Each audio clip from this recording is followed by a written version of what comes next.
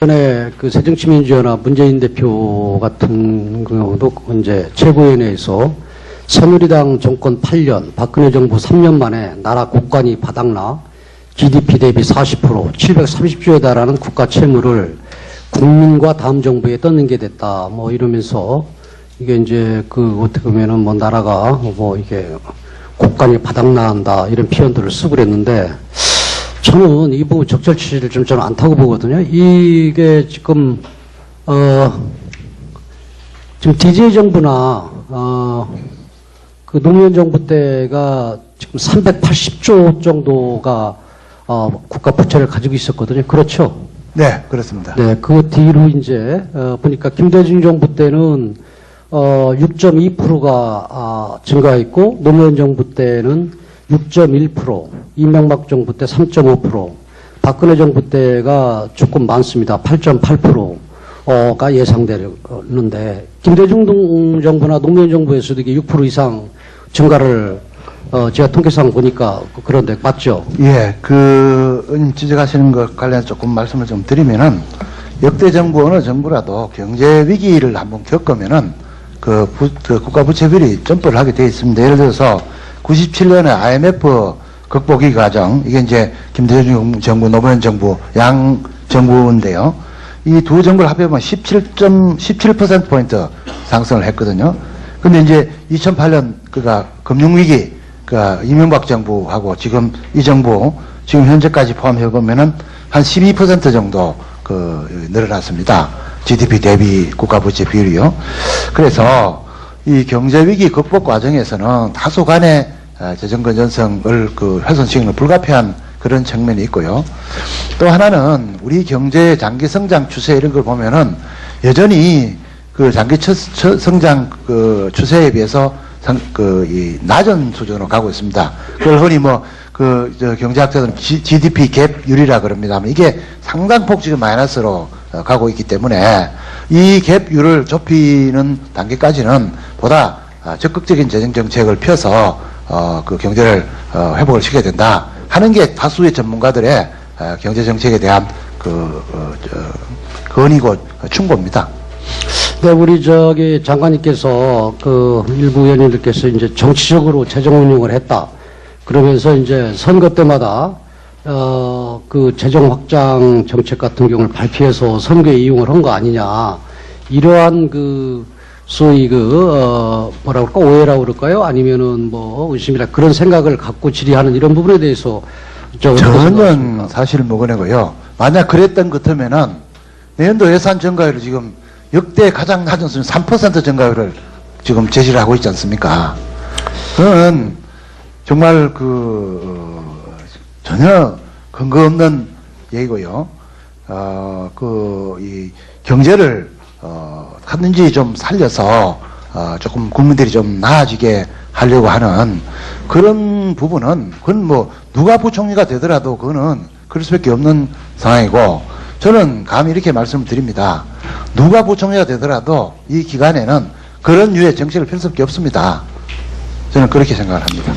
그래서 제가 볼 때는 이제 걱정하는 그런 부분들은 좀 당연하다 이렇게 보고 하지만은 이런 부분에 있어서 단정적으로 지금 세계적인 경기 침체라든가 경기 불황 때문에 어려움을 겪고 있는데 경제적 활력을 불어넣으려면은 어쩔 수 없지 않나 이런 생각이거든요. 예. 그래서 이런 부분들 또 우리가 뭔가 질의를 통해서 점검해 볼 필요는 있지만은 또 하나는 지금 우리 국회에서 뒷받침을 좀 해줘야 정부가 뭔가 이런 재정 건전성 악화를 줄이는 데 있어서 좀 필요하지 않나 이런 생각을 어떻게 생각하십니까? 네, 그렇습니다. 입법적으로 경제 활성화 관련되는 법안들이 통과되고 해서 뒷받침이 됐으면은 훨씬 좀 나아지지 않았겠는가 하는 그런 아쉬움을 지금도 여전히 가지고 있고요.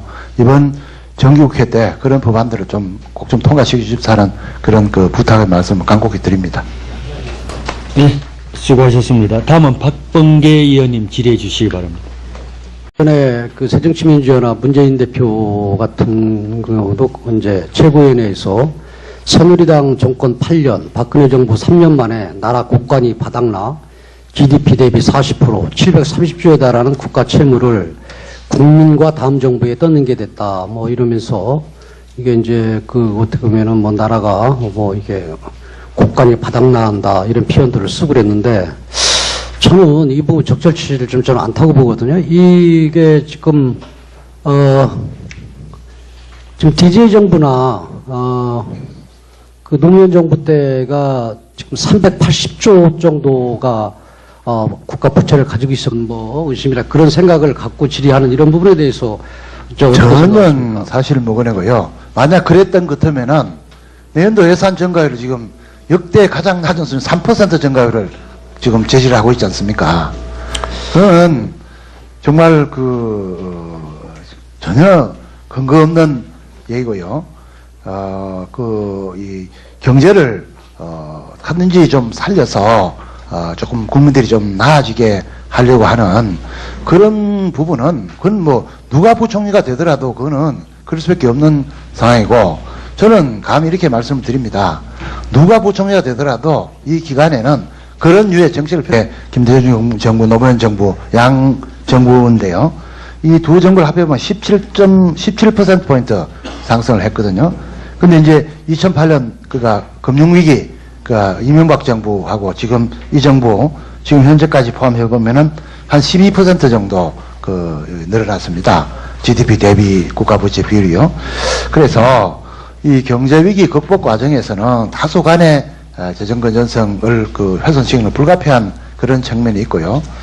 또 하나는 우리 경제의 장기 성장 추세 이런 걸 보면은 여전히 장기 성장 추세에 비해서 이 낮은 수준으로 가고 있습니다. 그렇거든요. 그렇죠. 네, 그렇습니다. 네, 그 뒤로 이제 보니까 김대중 정부 때는 6.2%가 증가했고 노무현 정부 때는 6.1%, 이명박 정부 때 3.5%, 박근혜 정부 때가 조금 많습니다. 8.8%가 예상되는데 김대중 정부나 노무현 정부에서도 이게 6% 이상 증가를 제가 통계상 보니까 그런데 맞죠? 예, 지적하시는 것 관련해서 조금 말씀을 좀 드리면은 역대 정부 어느 정부라도 경제 위기를 한번 겪으면은 국가 부채 비율이 점프를 하게 되어 있습니다. 예를 들어서 97년에 IMF 극복위 과정, 이게 이제 흔히 경제학자들은 GDP 갭율이라 그럽니다만 이게 상당폭 지금 마이너스로